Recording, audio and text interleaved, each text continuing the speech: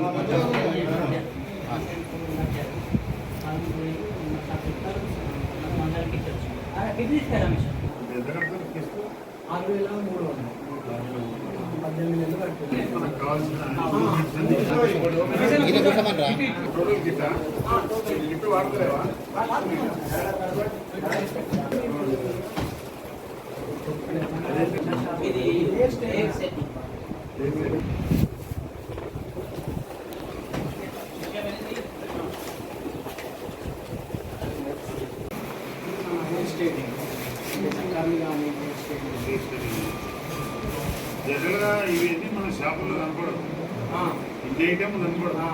మంచిగా వచ్చింది, అదే మంచి క్వాలిటీ ఉంది.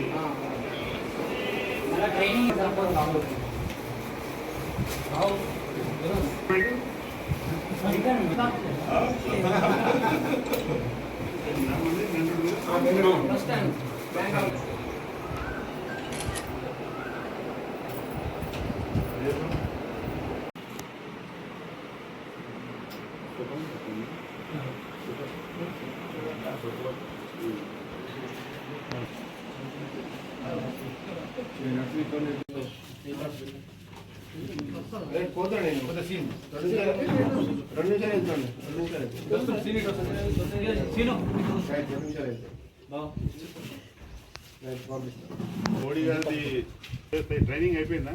అయిపోయింది. ట్రైనింగ్ లో నేను 4 రోజులు పోయినా, నా పిండి పెట్టి 4,000 కట్టి 4,000 కట్టించారా? ఏడాది ట్రైనింగ్ ట్రైనింగ్ మన ఎన్ని లక్షలు ట్రైనింగ్ ఏం చేయించింది?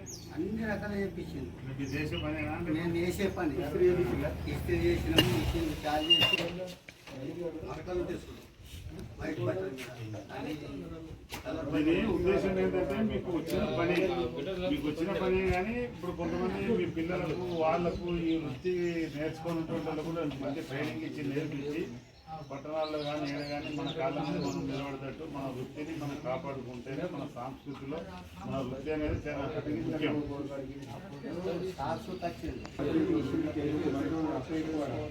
నువ్వు చేసే ఉద్దేశం అయితే నువ్వు చేసి సాయం చేస్తావు. నరేంద్ర మోడీ తరఫున సామాన్లు వస్తుంది, మిషన్లు వస్తాయి, ఇది వస్తాయి అని చెప్పింది. ఇది పంపించింది, కార్డు ఇచ్చి చిన్న కార్డు. మీకు ఐడి కార్డు కూడా ఇచ్చింది, ఇది వస్తాయి, బ్యాంక్ ద్వారా వస్తాయి. నీకు లబ్ధిదారుడిగా నీకు గుర్తించిండ్రు, నీకు కార్డు వచ్చిందంటే ఇది వచ్చేస్తాయి. వచ్చిందాన్ని మంచిగా ఉపయోగించుకొని పేదల కోసం నరేంద్ర మోడీ అన్ని కులాలకు, ఇప్పుడు మీరు సాకర్లు కానీ, మంగళ్ళు కానీ, చేనేతలు కానీ, అన్ని వృత్తుల వాళ్ళకు, గీత కార్మికులకు కానీ, మనకి ఎన్ని కుల వృత్తులు ఉన్నాయి అన్ని వృత్తులను ప్రోత్సహించాలని దాంతో చేయడం. ఈ వృత్తి చేసేటోళ్ళకి ఇది ఇస్తే ఏమైందంటే ప్రజలకు మేలు జరుగుతుంది, పని చేసేటోళ్ళు మామూలుగా కులాలు ఎత్తడం లేకపోతే చేయని వాళ్ళు ఎవరు 500 లారీలు ఎత్తుకోరు, నిజమైన లబ్ధిదారికి ఉండదు. అందుకోసమే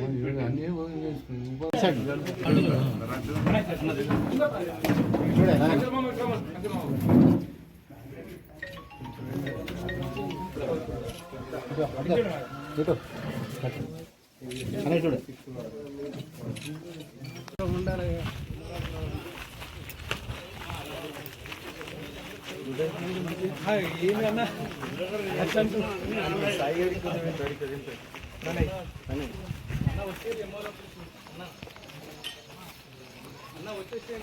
అరుణ్ ఆడు సీనియర్ ఫోన్ చేసేవాడి ఉండమని వెళ్తే మళ్ళీ 10 నిమిషాలు మోహన్ రెడ్డి గారు వచ్చారు, మీరు రండి అన్న అందరూ.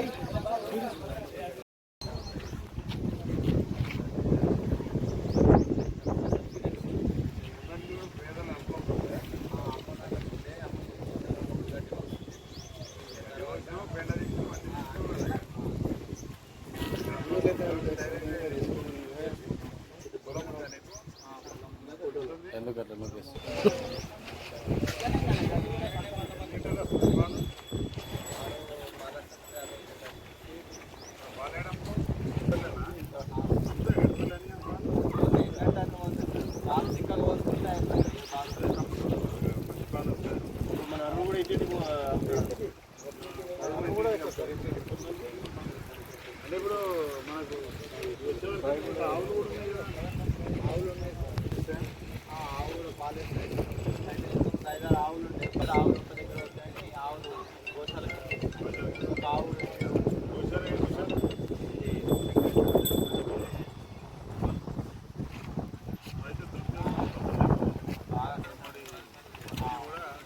ఏ కులమని కాదు, దీనిలో ప్రధానమంత్రి ఏంటంటే కష్టపడి చేసుకుంటారు. ఇట్లా పాడి బుద్ధి చేసుకొని తాగడానికి నాణ్యమైనటువంటి పాలు దొరుకుతాయి. మనం కష్టపడడానికి కూడా చేతిలో పొలం కాల్సిన ఎరువులు కానీ అన్ని రకాలుగా పూర్తిగా ఉన్నాం. మంచిగా మాకు బాగా సంతోషం. మళ్ళీ అయితే ఇప్పుడు ఇది సబ్సిడీ పడుతుందని అన్నారు సార్, ఇంకా వాళ్ళేది 3.5 లక్షలు సబ్సిడీ వస్తుంది. మీరు 10 లక్షలు మీ యూనిట్, దాంట్లో ₹1,00,000 మీకు దాన కాపీలు, 50,000 ఇన్సూరెన్స్.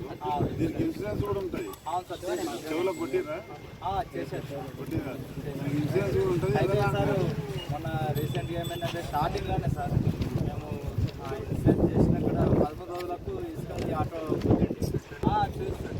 దానికి ఇంజక్షన్లు వేపిస్తాం. వస్తారు ఇప్పుడు అప్పుడప్పుడు వచ్చి కలిసిపోతాడు. నేను చూసి ఇంకా నీ పక్కన వాళ్ళకు కూడా ఇటువంటిది నేను కూడా తీసుకోవాలని ఆలోచన వస్తుందా? చెప్పాను సార్ ఇక్కడ విష్ణు అక్కడ కృష్ణకి చెప్పిన వాళ్ళు కూడా ఆలోచన సాయి చెప్పిన తీసుకుంటే బాగుంటుందని చెప్పిన. ఎందుకంటే సార్ ఎందుకంటే శుక్రవారం మండల కేంద్రంలో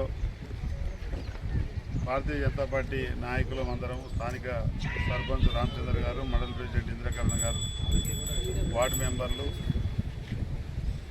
పార్టీ సెక్రటరీలు అందరూ కూడా నాయకులు ప్రధానమంత్రి నరేంద్ర మోడీ గారు ఇచ్చినటువంటి పథకాల్లో ఏదైతే కుల వృత్తుల వారికి కానీ లబ్ధిదారులకు ఎవరైతే లబ్ధి పొందారో వాళ్ళందరినీ కూడా కలవడం జరిగింది.